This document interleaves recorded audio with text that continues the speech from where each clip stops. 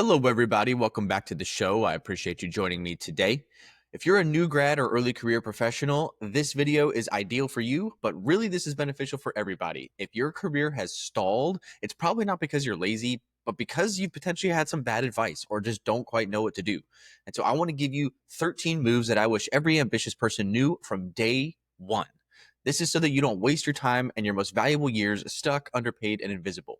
We'll cover mindset shifts, salary tactics, network plays, and career habits that I have learned over my 15-year career, as well as did from the beginning, and can absolutely give you examples of how that paid off. I've coached hundreds of professionals with 50% negotiating more money, 97% hitting their goals. And so without further ado, let's go ahead and dive in here. So first one is treat feedback like a gift, not a threat. Here's the thing. You only grow when you get feedback, whether it's from yourself or from someone outside. It doesn't matter. Feedback is what gives us the opportunity to grow. But a lot of times early on, especially people that are coming out of college, you feel like you've just spent 4 years of your life, which by percentage is almost 20% of your life, tens of thousands of dollars to gain some knowledge. And so the last thing you want to do is get on the job and get corrected. Right? It feels demeaning. It feels like you wasted your time, and you're also proud of what you did in school, and then you're finding out that it's not exactly really applicable. And even if you didn't go to college, but maybe you went to trade school or you jumped straight into the workforce, it doesn't really matter. Like that was my path. Is I didn't go to trade school or college. I jumped straight into the work path. And so this is one that I really enacted from the beginning. Is every single time I had a lesson learned, I made a mistake or someone called me out, like unless I really, really was rooted and grounded in the decision that I made 100%, which was far and few between as an 18-year-old fresh out of high school. um, I took it to heart, and this is going to benefit you in two different ways. One is it's going to, again, give you that opportunity to grow. Cherish that feedback, take it in, reflect daily on the feedback you get daily. Okay. And this is going to really what pushes you forward and compels you to move forward. Second is the more that you actually enact and learn from feedback, the more you will get it, the more mentors you will have, and the greater your network will grow. And so this is something that I look back and just there are a few key mentors that I had that fundamentally changed my life. And it's because of this, the two things. One is doing, getting feedback, eliciting it and performing it. And the other one was I genuinely made their life easier because I would take their feedback, make things better, and then that would in turn make their life better as my superior. So just created this vicious cycle. And that kind of creates the second one that I want to go into. Not all my managers were my mentors and vice versa, but second piece of advice I have for you is choose managers who develop people, not just companies and brands, because your boss honestly matters more than the logo on the door. Like that person, who they are, what they stand for, what their values are. And so this is something that, again, you want someone who is passionate about growing and uplifting people, about internal promotions, and about taking people to where they want to go and should go, and not just managing people and having them do their job. And so this is something that really what I would recommend is on the interview stage, right? So when you are talking to the hiring manager or the person that you're going to report to, then ask them questions around this. Hey, how do you develop the people that work for you? What has been your primary form of growth for the people around you? What do you value more, growing the company or growing your people? Like you can ask some of these questions very direct, but this will give you the insights that you need to know. Is this going to be a culture that is rooted in growth and that facilitates where I want to go and we can do it together? Because if I grow, you grow, like it's reciprocal. Or is it going to be just a manager who, like I said, is kind of just cracking the whip, managing people, getting the day-to-day done and calling it a day? Because ideally, something that you learn later as you move up the ladder is that you have to go through a concept of what's called succession planning. And it's exactly what it sounds like. It's who is my next in line?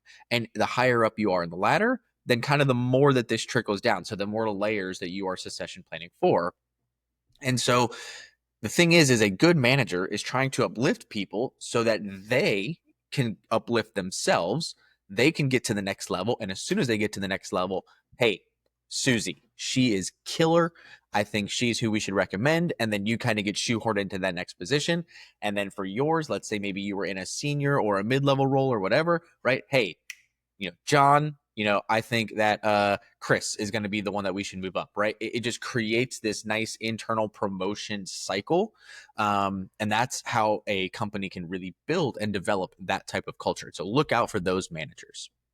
Okay, third piece of advice that I have for everybody is ask more questions, especially when you're not 100% sure. The biggest times that I have had, really, I would say, I don't want to say reputational harm, but my department or my colleagues or even myself, that we had problems is when we didn't have clarity. And we didn't have clarity because we didn't want to ask stupid questions. But you learn very quickly that there's no such thing as stupid questions, that people just want the job done right, done well, and they want that ideally on the first try. And so by the only way that you do that is by seeking clarity and asking questions. Okay. You don't need to be perfect to be taken seriously. You need to do quality work consistently. And ideally, like I said, on that first try, that first attempt, that first delivery. Okay. So if you are in a project meeting, you get an assignment, somebody delegates something to you, ask the questions. Hey, is there documentation? Hey, can I shadow you this first? Or if it's something that's net new, like it doesn't exist before, it is a new project or a new deployment or new something like that, then, hey, I have some requirements questions. Can I ask them? Here's another great tip. How to use AI in this capacity is, let's say you do get assigned a project, you do get assigned to deliver on something, go to AI and say, hey, I need you to be my strategic thought partner. Here's the information I do have. What are the additional gaps that you would identify? What questions would you ask and why? So this is how you can have AI help you think about things differently. It's not only going to give you the questions to ask that you might need for clarity, but it's also going to help you go, oh, you know what? Like those are really good questions, right? Like, and you kind of pick and pull. And then when you have the why explanation, then you could take that into your next project discovery and ask those things on the front end, right? And you just begin this vicious cycle of rapid iteration of asking questions. And you will gain a lot more respect, especially from your superiors, when you ask questions. That is the thing. And getting in the habit of asking questions, period, whether it's about an assignment, about a piece of delegation, or let's say like one of my previous videos I just did last week, I believe it was, about conflict resolution, right? Starting from a point of questions will just make your life so much easier in the entire long run instead of making assumptions. Okay. So ask more questions, especially when you're not 100% sure. Number 4, keep track of your wins every single week. If you have been watching my content, I have beat this dead horse in a variety of videos at this point. Sorry if that analogy is terrible for you, but this is something that it is crucial. And I did not do this for a long time. I did it in my head, which worked and didn't simultaneously. So a good example I'll give you, really the first time that I kind of came head to head with this was actually my first like enterprise corporate job from an IT perspective. And I was hired as the third person in a department, but I was performing so well that they were able to get rid of one of them and then promote another one. So I actually ended up going from a team of 3 as the third one to a team of 1. So I saved a lot when it comes to labor. On top of that, I was the only person to get a company level, what they called a gold star award in the entire IT department's history ever. I also saved them a couple $100,000 on a particular project. I saved them in labor. I optimized their ticketing system. I managed things from the people above me. So not only did I do what the team of 3 was doing before, but I took additional responsibility from the team above me. I was killing it. Just to speak numbers a little bit, right? I was making $42,000 a year, and I went in for my raise, the next year, and I was like, I want 45. And here's my justification. And they were like, or no, sorry, that's a lie. It was, here's my 42,000. That's what I want. I want 45. And they were like, justify it, prove it. So that's what made me then go back, research kind of how to do this, how to build the wins document, and wrote down every single thing I'd done, whether it was, again, improving performance, improving reputation, improving results for our end users, all the different things. Like I said, the money savings, labor savings, etc. Wrote it all down, went back in. Here's my justification. And I was literally looked in the eye and told word for word, you're not worth another dime. And that led me to go, okay, I'm going to go see if the market says otherwise. I didn't leave my job. I did it. I played it smart, played it cool. I was frustrated. I was livid. Don't get me wrong. But I left the room, finished my work that day, Went home, started applying to jobs. I wanted 45. I ended up getting a job that brought down 63. And so this was kind of the first time where I began to value keeping track of my wins. That was the first time I was asked about them when I went to ask for a raise. So that was unexpected. But then, throughout my career, it became like, oh, it becomes harder and harder the longer you're at a job to remember everything that you do and remember the big impacts. And so just make it a weekly habit to write down the wins every single week, even if it's just a lot of, hey, I did better than my peers. It doesn't have to be these grandiose things every time, but just keep track of them every single week. Okay, on to the next one. Negotiate every offer, even the first one. Just like the last one. If you have been watching my content for a while, I have a dedicated masterclass video on my YouTube channel you can go check out about negotiation. And I am a big proponent of negotiating every offer you have, and every aspect of it. So whether you are talking about salary or PTO or bonuses or sign-on or equity or partnership, whatever it might be, like see what you can get. Okay. And understand what's realistic and what the trade-offs are in each of those given scenarios. But every single offer that you get should be negotiated, even if not for two reasons. One is obviously, ideally, you get more out of it. That's the primary reason we're all negotiating. Second is you're getting the practice, you're getting the reps, and you're getting it in real world scenario. While I am a big fan, again, of using AI in this scenario, you can have AI emulate your hiring manager. Or let's say it's not a hiring manager because it's just your annual review or whatever it might be inside your company. But you could feed it the information about the person on the other side, what the role is, your background, your wins, and your negotiations. Like you can kind of feed it all the information around the scenario to mock up a actual accurate real world conversation, and then rep it out with it, saying, "Hey, I want to practice negotiation with you. Whenever either I have successfully negotiated or you have deemed that this conversation is over, then I want you to stop the conversation, give me feedback, and let me know how I can improve and what I did well, and we'll kind of keep iterating through that process." But here's what I want to sell you on as to why this is so important as well. One, negotiation will be a part of your life in everything. Whether you were talking about your friends, spousal relationships, again, your work, your job, where you go, you're with your parents, like in adulthood, negotiation is everywhere. Two, the money is insane. If you negotiate a single $5,000 raise at the beginning of your career, that is hundreds of thousands of dollars by the time that you retire. And if you negotiate just 5 or 6 times in your career, so kind of at big milestones, let's say, again, if we're talking an average person has a 40-year career, you negotiate 5 or 6 times, so about every 8 years. So that could be when you're doing giant promotions. It's going to be a little bit more rapid early on. But that money compounds, and you could literally be costing yourself millions by not negotiating. That is the key capacity here. Okay. It is insane when you look at the compounding aspect, because the thing is your salary should never go backwards unless you make a big career shift, you make a big change, something happens that's a little bit more catastrophic, or maybe not catastrophic, but just educated of, hey, I understand this is the decision I'm going to make for the long run, but it's going to take a temporary hit. Because you should never go backwards, that money's never lost. And because you actually were willing and able to accept the non-negotiated offer in terms of like, hey, I could live, I could pay my bills, if you then chose to invest or save or set aside the money you did negotiate, and that's compounding over time, and then the money that money's making is compounding, that's how you get to your millions by the time that you retire. And you could literally have a couple $1,000,000 at the end just in negotiation money, not including the money that you actually made as your base pay and base salary. That is the key. Doing it from the beginning, practicing is absolutely key. Okay, number 6. So build your network before, during, and after being employed. And here's how I say about building your network is in your company is a great way to do it, especially early in your career. I mentioned earlier about how I got some of the mentors that I had, and because a couple of them are what really accelerated my career. I fully recognize that I and every single one of us watching this video or listening to this or whatever it might be are standing on the backs of giants.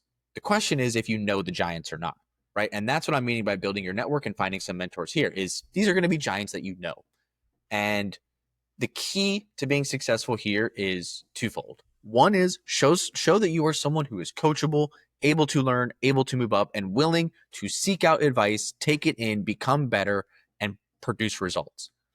That makes people really, really want to keep coaching you. And two, ideally, if you can do it in a way that makes their quality of life better, their overall work experience better, and really their life increases and elevates. Again, going back to that just kind of train of promotion scenario, right? You make someone above you's life better, you make them look stronger. They then are able to now do more work and produce more results, and then they are able to get promoted. And then when they get promoted, they pull you up with them, and it just becomes this nice vicious train, in a good way, of, like I said, of internal promotion and that culture. And so this is a key way to build your network. Start with inside your company, the people that you interact with on a daily basis, and just it doesn't have to be this kind of shooting the shit everyday conversation BS nonsense. Like, definitely have just general, genuine conversations, and maybe going out to lunch together and things like that. But also just make sure you're doing the professional side. And you want to, like I said, you want to do this before, during, and after employed, because the last thing you want is to lose your job or be unemployed, and then you're going to reach out to somebody and you haven't talked to them in 7 years. And it's like, well, I mean, so, okay, so you're just only going to call me when you need something, right? Like, that's not beneficial. So you want to keep it going all along the way, and never forget, right, who provided value, and make sure that you return that favor even later. So while you initially built a mentor relationship off of by making their life better and taking in feedback and those sorts of things, never forget that later in life you can return that favor in another way as well. And especially if they might reach out to you. So just make sure that you are doing this from start to finish. Never stop growing your network. Never stop meeting people. And then once you're past that early career phase where I'm saying, kind of focus on currently in your role or in your company, go beyond that. Look at things like LinkedIn, find communities online, check out platforms like School. And we have a School community link below. Check out those sorts of things where you are going to interact with and meet people that are in similar positions as yourself in terms of wanting to achieve more and wanting to grow their network as well. All right, number 7. This is going to be probably one of the more, I'll say, controversial ones, just because some people are going to take this the wrong way. But push the boundaries of how much you can take on. And this isn't a, hustle culture concept of just sit there and every single day you should be exhausted, depleted, and banging your head against the wall. What this is meant to do is really early in your career, when you are in your 20s especially, you need to figure out what you are possible of taking on, or what is possible for you to take on. What are your capabilities in terms of maximum overload? Because here's the thing, this is going to be twofold. One is you will never know your limit or your potential unless you push it. It's just like a car or anything else, right? Like, you never actually know your top speed unless you go for your top speed. But are you driving your top speed every single day? No.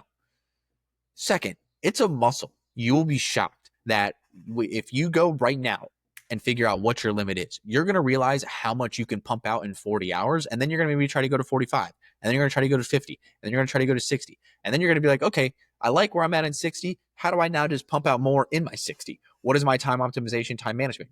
You're going to realize that you can sit there and optimize and iterate and build upon what you are capable of. And then that is what's going to sustain you for so long. Because if you wait until you're 30, 40, 50, 60 to figure out what your limits are, then honestly, that muscle has never been pushed. That muscle has never been strengthened. And so you have a 20-year-old muscle at the age of 60 when you could have had a 60-year-old muscle at the age of 60. That's kind of the intention of sitting there and having that move with you and grow with you, and your output grow as you begin to grow and evolve. And this is what's going to accelerate you past your peers. And the other side of this equation is, let's say you're somebody that's like, look, I don't want to sit there and move up the ladder and become this high achiever and blah, blah, blah. I just want to stay employed, make a nice paycheck, clock in, clock out, and call it a day. This is honestly for you as well. Because when you begin to figure out, I promise you, if you push this muscle even just a little bit, not to any extreme, but again, maybe not to your top speed, but you figure out what your 80th percentile speed is. And that's something that you can maintain. Your output's going to be greater than the people around you in your standard 40-hour work week full-time job. And that alone will make sure that you stay employed by continuously growing and continuously outperforming the people around you. So this doesn't have to be this maximal output drive all the time, go getter, super hungry person. This is super beneficial even for those of you who aren't the necessarily crazy high achiever, and you just want to do your job and you just want to get paid for it, and then you just want to live your life. This is beneficial for you too, because you will figure out what is the maximum that you are willing to do within those given constraints and scenarios that you are not willing to negotiate on. Okay.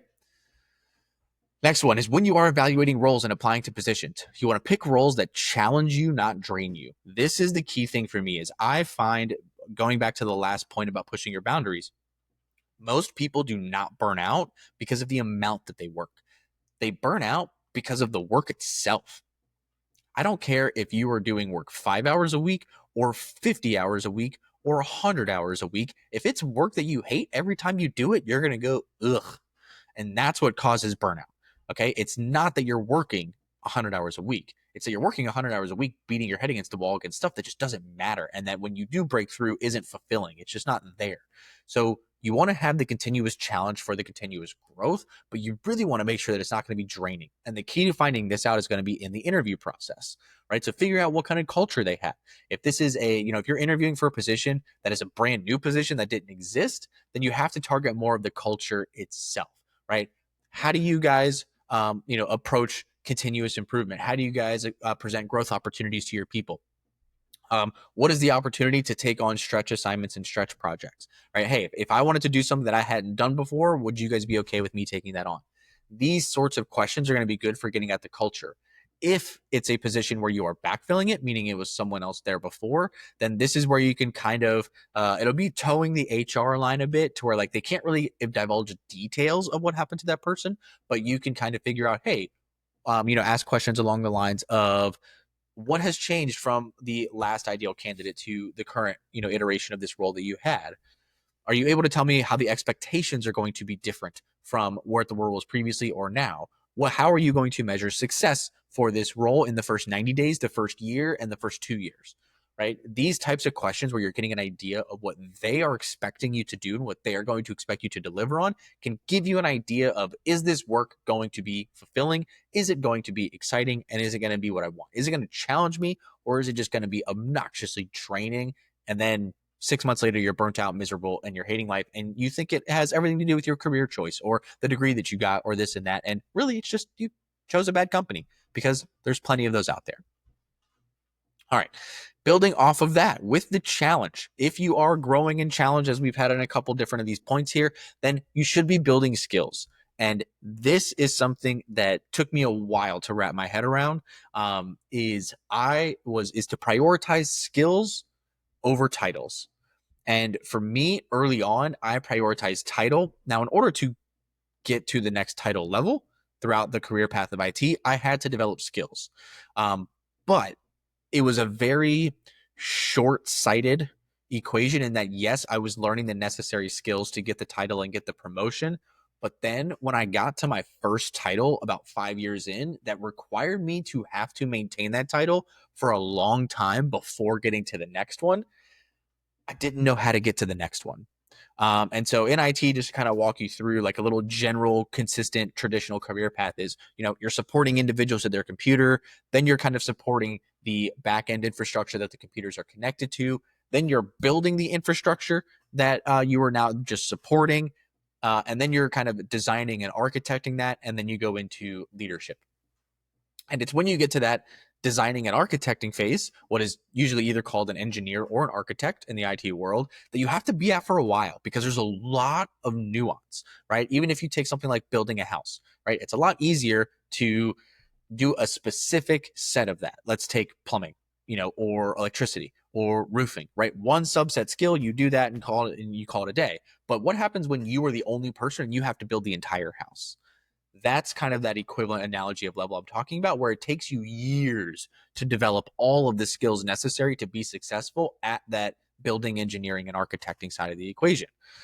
And when I got there, I stalled much longer than everything else. And it was because I didn't know to prioritize skill over title. I had prioritized title over skill for so long. And so I had to stay there a long time to figure out that A, that was the key. Then B, I had to then identify which skills I needed to learn. And then C, I had to learn those skills. So this really delayed that progress and had me stagnate there for quite a while.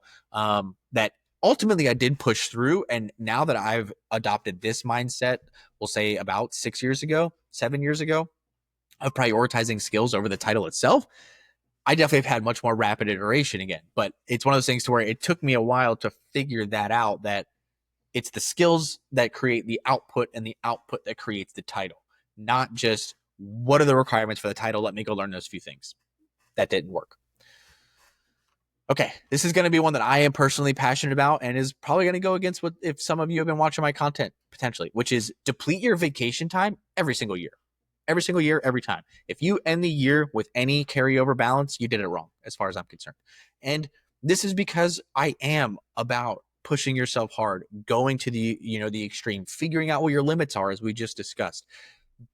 But at the same time, you need to completely disconnect. And this really isn't about, like, it can be about the burnout scenario, but again, for me, it's more of a motivational, remember what you're doing it for, spend time with the people that you really want to spend time with.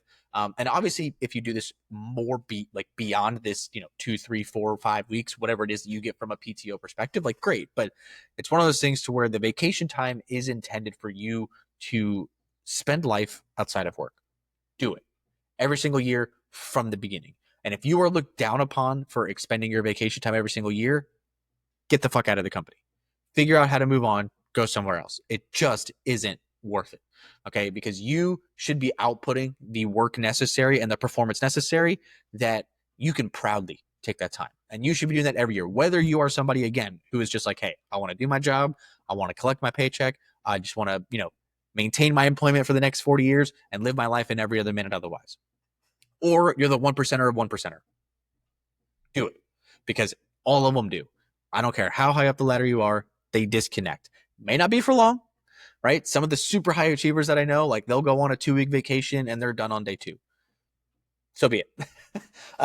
But it is one of those things to where just deplete the time every single year. And even if that means, I knew somebody that literally what they did is they were like, okay, so I have 3 weeks vacation, so roughly 15 days. So that gives me over a 3-day weekend per month. And they looked at the calendar of holidays and they would use their PTO to go on like a July 4th, and they'll do it on like a July 3rd or July 5th and make that week even shorter and possibly a 4-day weekend. And that way it's like optimally stretching, but it was just a consistent, because they were like, look, I'm not a big vacation person. I don't like to necessarily go places, but I just want the time off to have more time for me, time for my family, time for my kids, whatever it was. And so they would just strategically put it on the calendar to figure out, how can I use single days to the maximum benefit? Or maybe even a couple days there at the end, where a lot of companies kind of have some form of like decent back-to-back with Thanksgiving and New Year's and Christmas and those sorts of things.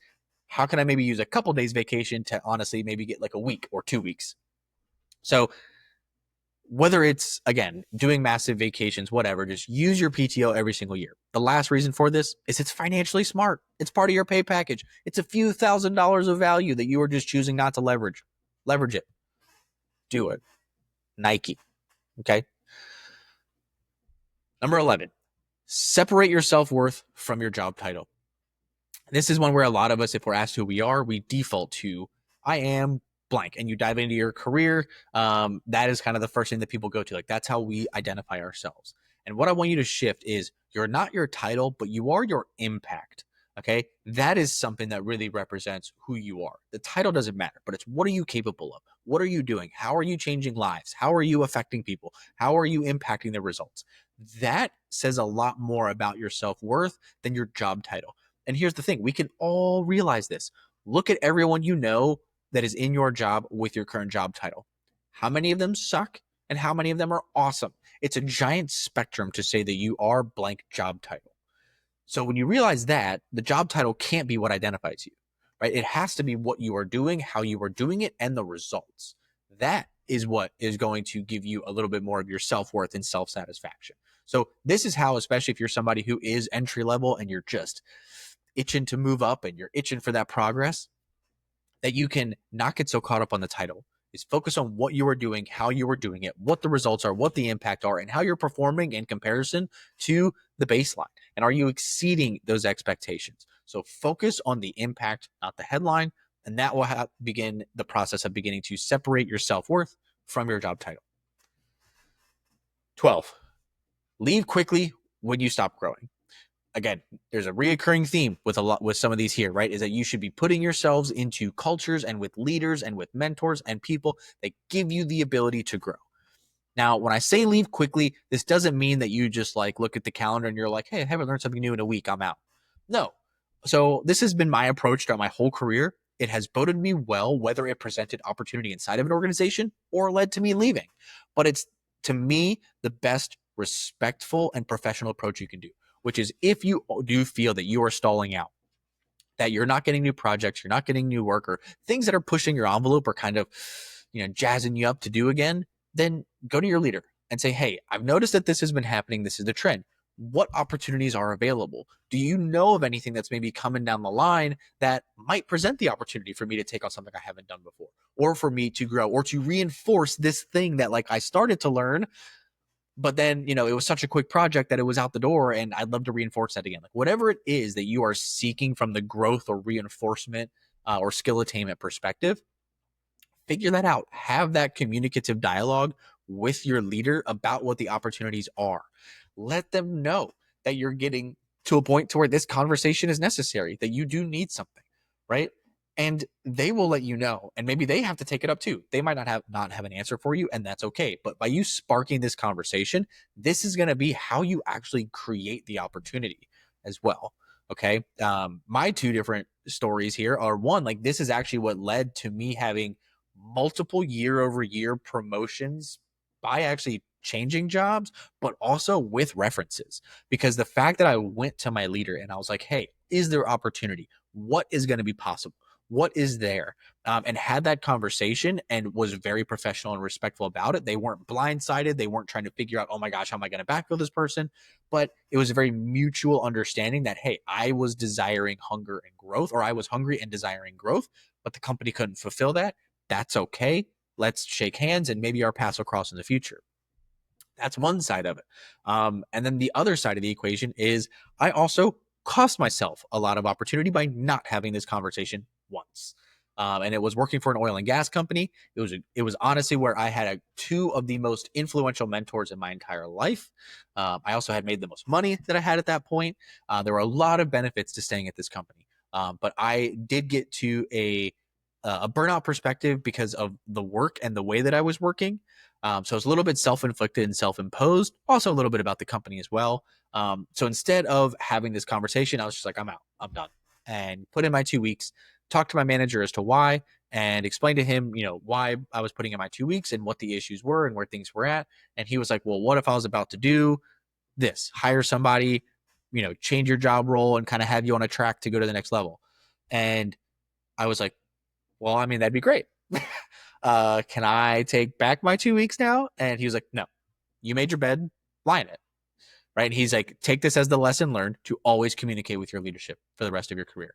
That has stuck with me in a good way, scarred me for life. And I now am transparent with all of my leadership from the get-go in terms of where I'm at, what my strengths, what my weaknesses are, where I want to go, where the company's like. I try to have these conversations as frequently and often as I can. And that is why.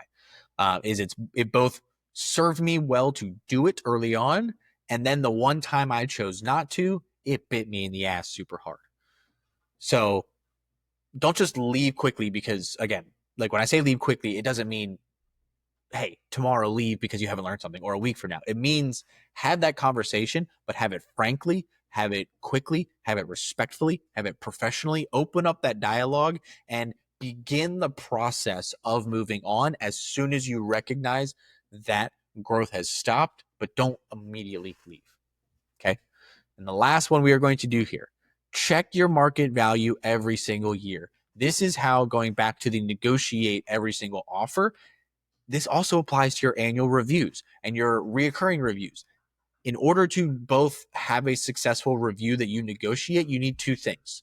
One is keeping track of your wins every single week. Tip number 4.